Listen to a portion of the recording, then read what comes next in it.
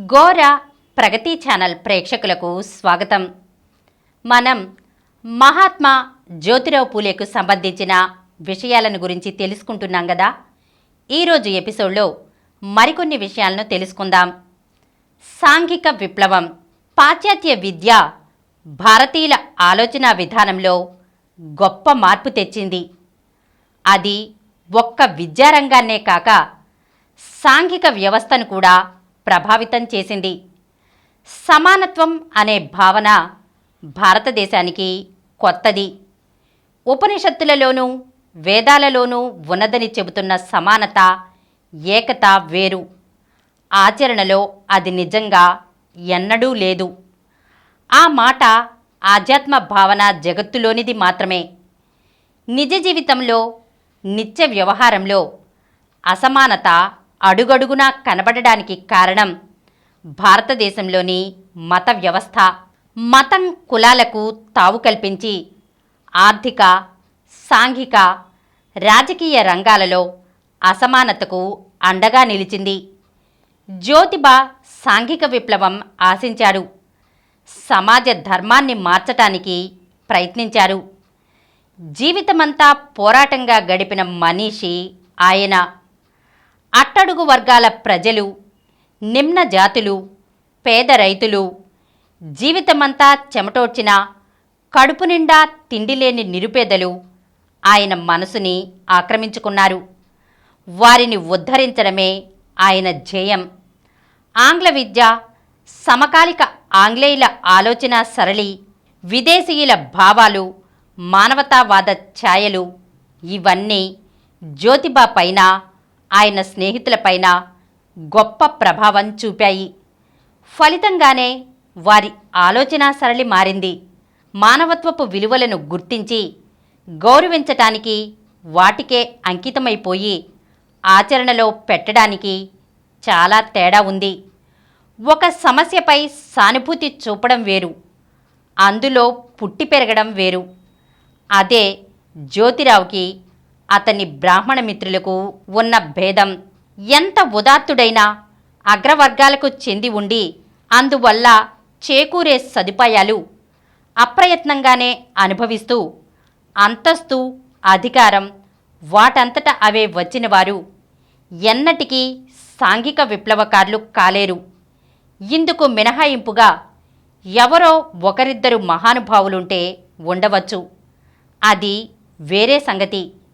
ఇతరుల కంటే తాము అధికులమనే భావన జీర్ణించుకుపోయిన ఈ సమాజంలో ఒక బ్రాహ్మణుడు ఎన్నటికీ సాంఘిక విప్లవకారుడు కాలేడు. అలా కావటం బ్రిటిష్ రాజు సోషలిస్ట్ కావడం లాంటిదే.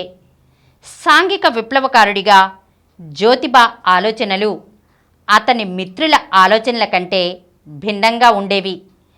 క్రింది వర్గాల ప్రజలు తమ హక్కులను గుర్తించి పోరాడేలా వారిని జాగృతం చెయ్యాలని, వారికి అలాంటి విద్య నేర్పాలని జ్యోతిబా సంకల్పించారు.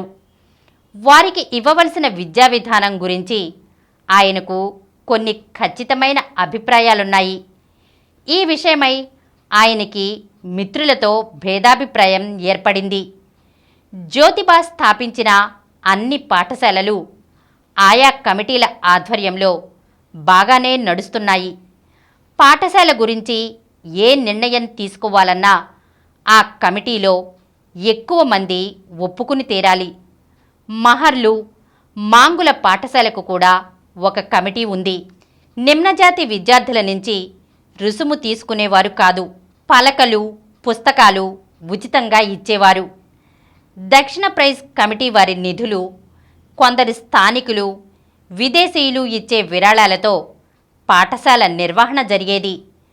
1856 నాటికి ఈ పాఠశాలల్లో ఇతర కులాల వారితో కలిసి మొత్తం 300 మంది విద్యార్థులు ఉండేవారు. బాలికలు అందులో లేరు. నిమ్నజాతుల పాఠశాలల స్థాపకునిగా జ్యోతిబా పేరు ప్రభుత్వ విద్యాశాఖ వారి రికార్డులలో నిలిచిపోయింది. నిమ్నజాతి విద్యార్థులకు ఇవ్వవలసిన విద్యా ప్రణాళిక గురించి జ్యోతిబాకు ఉన్న అభిప్రాయాలు కమిటీలోని ఇతర సభ్యులకు నచ్చలేదు. పురాణాలకు జ్యోతిబా కొత్త వ్యాఖ్యానాలు చేసేవారు. శాస్త్రాలు, న్యాయసూత్రాలు, సాంఘిక కట్టుబాట్లు తమకు అనుకూలంగా వ్రాసుకున్న ఆయా శాస్త్రకారులను నిశితంగా విమర్శించేవారు. విద్యార్థులకు శాస్త్రాల గురించి, మతం గురించి విశ్లేషణాత్మకంగా బోధించాలని జ్యోతిబా భావించారు. ఏది తప్పు, ఏది మంచి, ఏది సరి అయినది, ఏది కాదు, ఇలాంటివన్నీ విమర్శించి తమ హక్కుల కోసం పోరాడే రీతిలో వారిని తయారు చేయాలని అనుకున్నారు. ఇవన్నీ విద్యార్థుల మత విశ్వాసాలను దెబ్బతీస్తాయని ఆయన సహచరులు భయపడేవారు. బ్రిటిష్ వారి దయాధర్మాల ఫలితంగా చదువుకుంటున్న ఈ నిమ్నజాతి విద్యార్థులు జ్యోతిబా చెప్పిన రీతిలో తయారై ఆ విధంగా ఆలోచిస్తే తరతరాలుగా తాము అనుభవించిన హీనత్వానికి వారిలో ప్రతీకార జ్వాలలు చెలరేగుతాయని, వారు బ్రిటిష్ వారితో చేరి భారతదేశానికి వ్యతిరేకులవుతారని జ్యోతిబా మిత్రులు భయపడ్డారు. కమిటీ సమావేశాలలో ఈ వ్యతిరేక భావం చాలాసార్లు స్పష్టమైంది. పాఠశాలలు ఎలాగూ బాగానే నడుస్తున్నాయి కాబట్టి తాను వాటి నుంచి తప్పుకోవడం మంచిదని జ్యోతిబా అనుకున్నాడు. జ్యోతిబా ఇన్నాళ్ళు ఏవో చిన్న చిన్న పనులతో జీవితం నెట్టుకొచ్చాడు. జీవనాధారం గురించి తీవ్రంగా ఆలోచించలేదు. పాఠశాలలను ఒక స్థాయికి తెచ్చి నిలబెట్టడమే ధ్యేయంగా ఆయన భార్య జీవించారు. అహర్నిశలు అందుకే కృషి చేశారు. ఆ పనిలోనే సంవత్సరాలు గడిచిపోయాయి. ఇప్పుడు పాఠశాలలు బాగా నడుస్తున్నాయి. వాటి గురించి చింత లేదు. తాను ఏదైనా జీవనాధారం వెతుక్కోవాలని నిర్ణయించుకున్నాడు.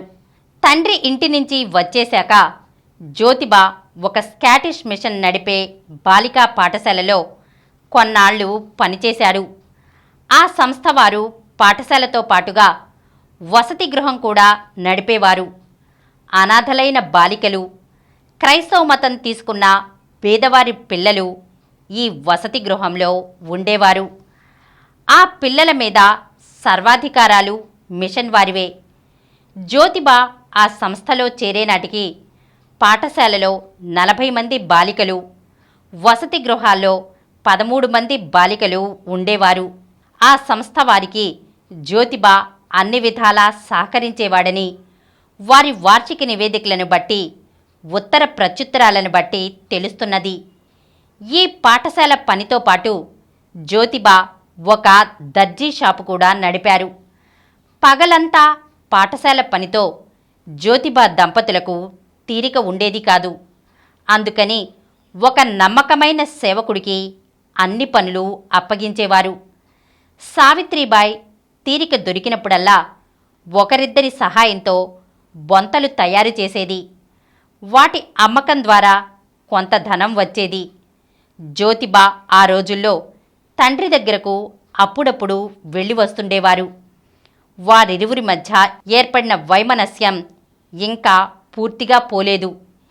ఈ పనుల ద్వారా సంపాదించిన డబ్బుతోనే అన్నీ సర్దుబాటు చేసేవారు. ఈరోజు మనం మహాత్మా జ్యోతిరావు పూలేకు సంబంధించిన కొన్ని విషయాలను గురించి తెలుసుకున్నాం కదా. వచ్చే ఎపిసోడ్లో మరికొన్ని విషయాలతో కలుద్దాం.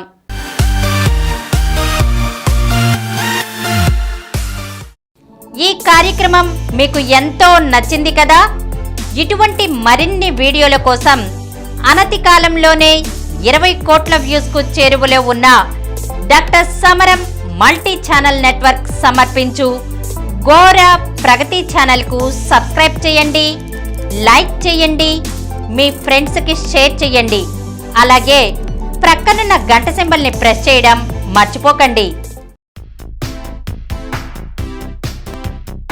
Please download Samaram multi-channel app and watch your favorite channels from your mobile. App available on Google Play Store and subscribe to the channels.